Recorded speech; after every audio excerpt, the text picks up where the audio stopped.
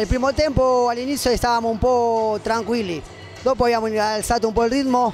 e come hai detto tu, il secondo tempo stavamo più a fare possesso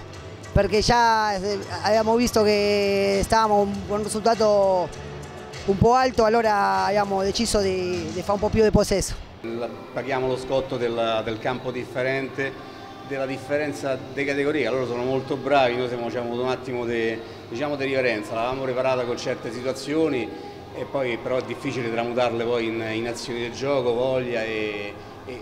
effettive azioni, insomma. Loro sono molto bravi e quindi diciamo che il secondo tempo un po' come dici te perché è una bassa ritmica, oppure perché noi siamo entrati con